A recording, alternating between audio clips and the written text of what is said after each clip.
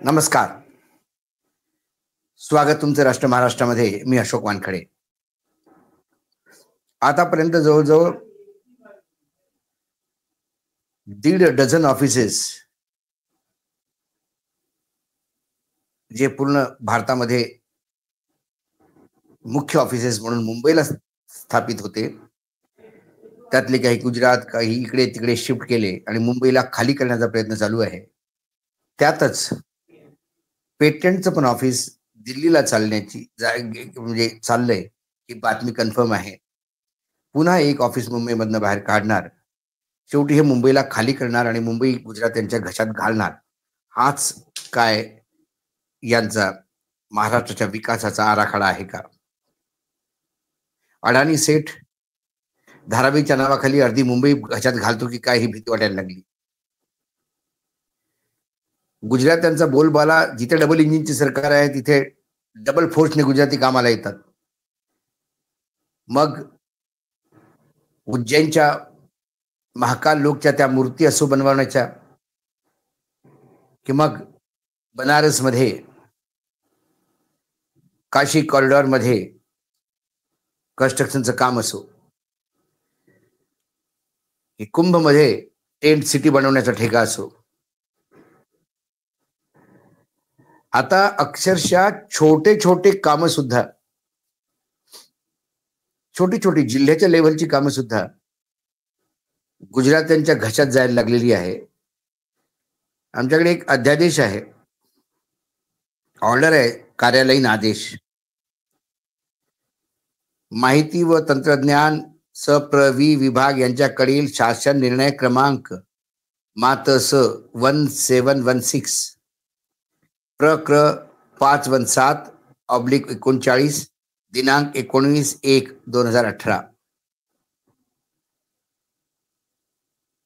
पुढे क्रमांक 6/1 सेतू/नियुक्ती/2025 जिल्हा अधिकारी कार्यालय सिंधुदुर्ग 9/1/25.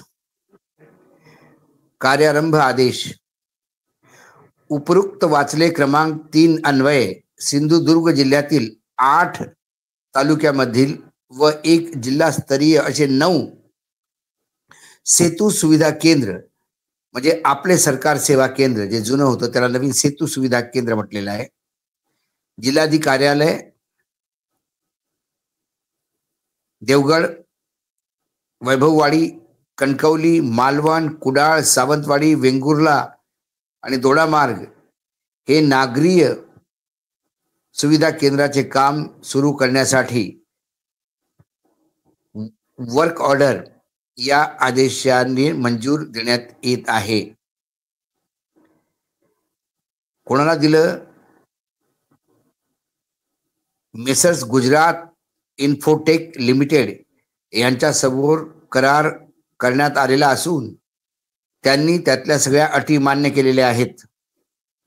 त्यानुसार दिनांक 9/1/25 पासून 8/1/2028 पर्यंत, तो 8 जरा खोडलेला दिसतो मला, ते 26चं 28 झालं काय, अखेर messrs Gujarat infotech limited Ahmedabad यांना सिंधुदुर्ग जिल्ह्यातील 8 तालुक्यातील तालुकास्तरीय व 1 जिल्हास्तरीय असे 9 सेतू सुविधा केंद्र, आपले सरकार सेवा केंद्र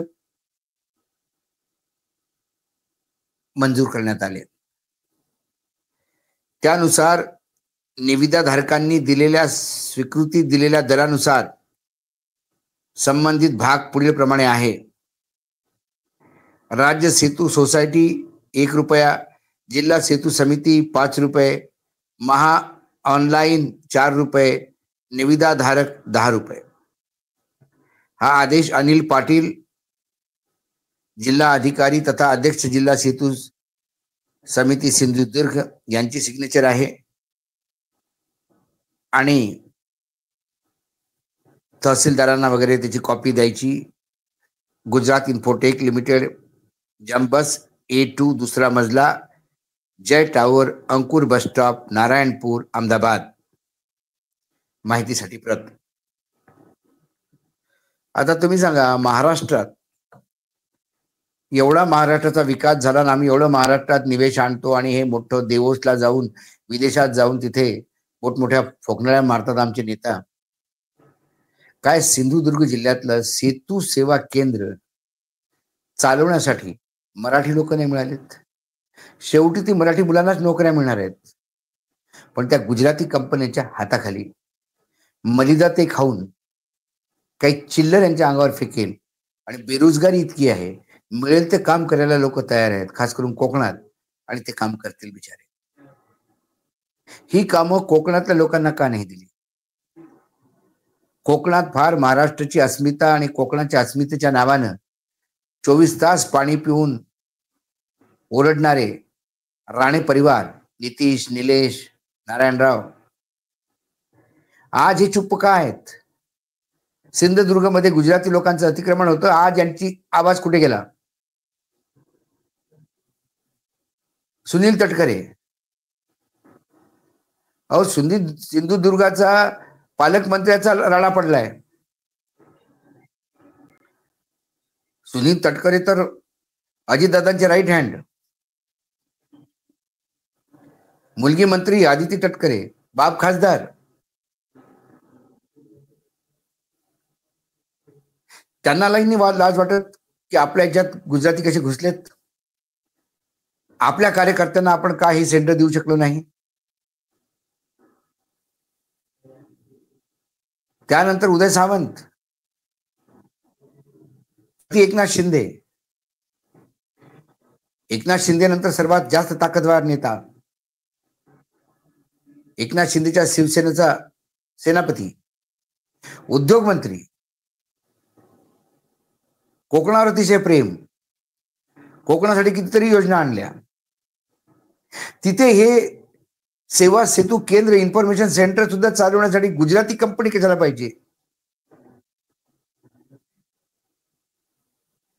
तिथे ते लोकल लोकांना काम नाही देऊ शकले.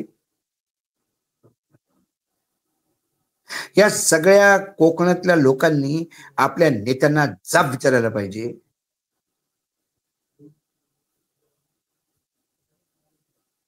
इथं कोकमचं सरबत असताना हे मसाला ताक का आमच्या अंगावर ओतता गुजरातचं? पण महाराष्ट्राची अस्मिता आहे कोणाकडे? सत्तेच्या लोणी खाण्यासाठी आणि स्वार्थापोटी स्वतःच्या महाराष्ट्र अक्षरशः विकून टाकलेला आहे. मी एका भाषणात जेव्हा म्हणालो, काय दिल्लीचं तख्त राखतो महाराष्ट्र माझा, आता पाय चाटतो महाराष्ट्र माझा, लोळण घेतो पायात दिल्लीच्या महाराष्ट्र माझा, तेव्हा लोकांना वाईट वाटलं.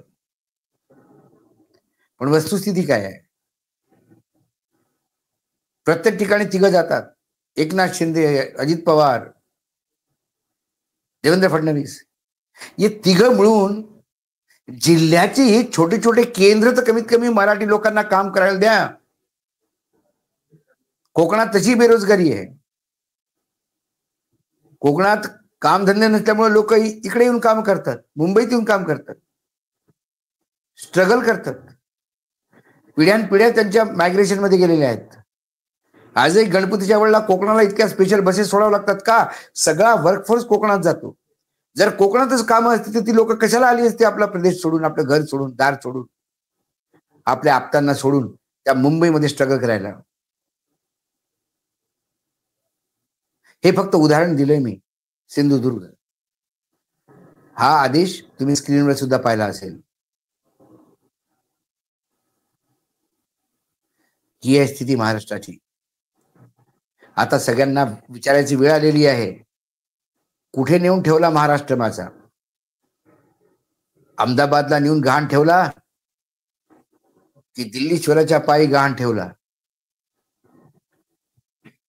कारण अस्मिता नावाची गोष्ट आता कमीत कमी आपल्या राज्यातल्या नेत्यांच्याकडे तरी मला राहिलेली दिसत नाही.